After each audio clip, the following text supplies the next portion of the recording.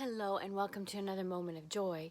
I wasn't going to share today, but I was in John 17, so I have to share it. Also, there was an encounter that someone shared with me. The encounter was by Jeremiah Johnson, and it was a very powerful encounter. And anyways, in that, he was shown the enemy's tactics and plan for this season, and it was that he would there's a lot to it, but one of the things is that he would instill fear and hatred and greed. And you can see that he's been doing that with the COVID-19 thing. Fear's kind of been all over the pandemic. Oh, fear, fear, fear. And hatred, you can see that with this stuff going on with the racial things going on. And so John 17 actually is very powerful in this season. And I have said this over and over, that God said his perfect love will cast out all fear. And so we need to be in this season vessels of love. And so I'm going to read to you out of John 17, New King James Version. And again, John 13 through 17, this was his last night with his disciples before he went to the cross. And he had, these were the words that he was sharing. This was his heart. He wanted to make sure that they were left with during the season of those 3 days when he had been in the tomb before he rose again. And they needed to have something to hold him over in that time of unknowing and fear. So these were these words that he had for his disciples, his last words before he went to the cross. They were powerful words. And so know that these words are powerful for you today. And in fact, in John 17, down to verse 20, he's saying, now I don't pray for these alone. He's praying to the Father. This is his prayer for the disciples before he goes to the cross. I don't pray for these alone, but for those who will believe in me through their word. So that is you and that is me. Absolutely you and me. And he says this, that they may all be one, as you, Father, are in me, and I in you, that they also may be one in us,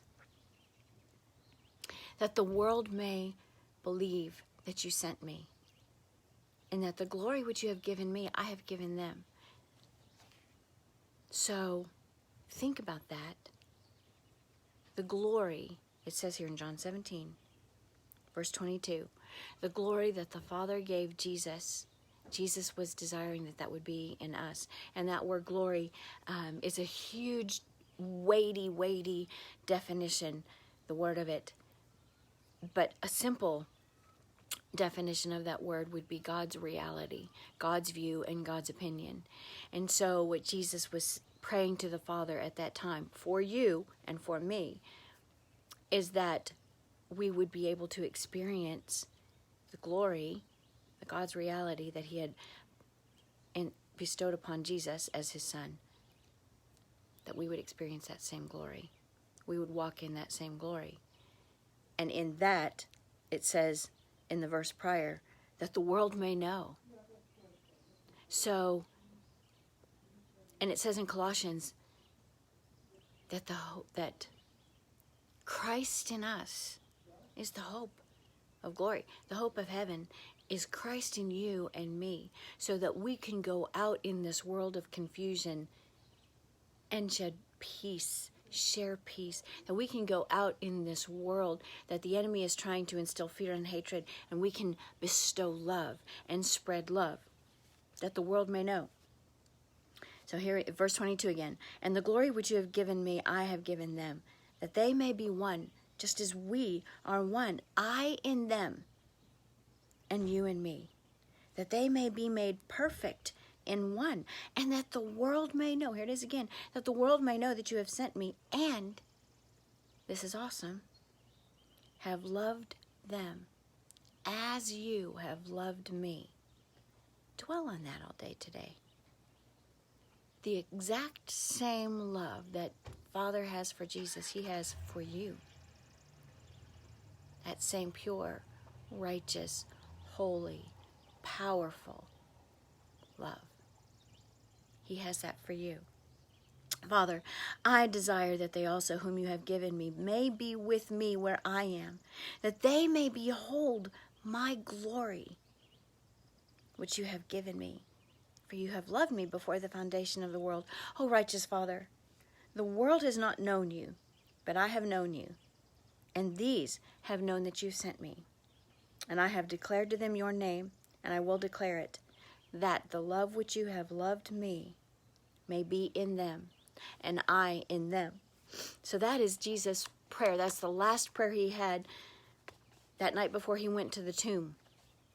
To the cross. He went to the Garden of Gethsemane, and then he went to the cross. That was his last prayer. That was a very powerful prayer. That you would know that you are loved with an everlasting love that never quits, that never fails. An everlasting love that will keep you. But you need to walk in that love. You need to embody that love to those around you. And then Paul, in Philippians 3, he said, not that I have attained, but I press on, I press forward, I press on to the mark of the prize of the high calling, that I may lay hold of everything for which Jesus has laid hold of me. So in other words, what Paul is saying, at the cross and the resurrection, Jesus did a powerful work, and he at that cross took all your sin. He took all your sickness. He took all your pain. He took all your shame. He took all your despair. He took all your woe. He took all your addiction. He took all your guilt. He took all the judgment. He took the curse. He took all of that for you so that you could embody his love and his peace and his goodness and his love everywhere you go. And so Paul was saying, it is my desire that I would press on to lay hold of all of those things that Christ laid hold of me for. God has a purpose and a destiny for you. And he paid a high price so you could walk in that freedom, so you could walk in that liberty, so you could walk in that purpose that he laid hold of for you. He died a very painful, horrible death for you. He rose again, conquering sin, death, hell, and the grave for you, so that you can walk in power, so that you can walk in victory, so that you could be one of those that go out there and spread his perfect love that will cast out the fear that the world is trying to lay on us, so that you could walk in love, so that you could dispel the hatred that the enemy is trying to instill in us, so that you can walk in liberty and peace to dispel the confusion that the enemy is trying to spread all over the world. I encourage you to be like Paul, to press on, to lay hold of all of those things that Jesus paid a high price for you to walk in. That's my encouragement today. God bless you, and I hope you have a very marvelous and wonderful and glorious day, and know that you are in Christ. You are blessed, you are highly favored, and you are extravagantly, deeply loved with a love that will never quit, never fail you.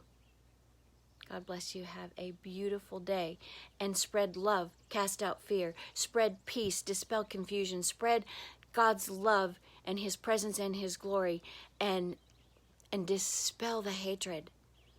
You know what? Why don't you ask Father if you could be more like Peter, so filled with his presence, that when you walk down the street and your shadow casts on somebody, they have a healing. How about that? Spread his kingdom. God bless you.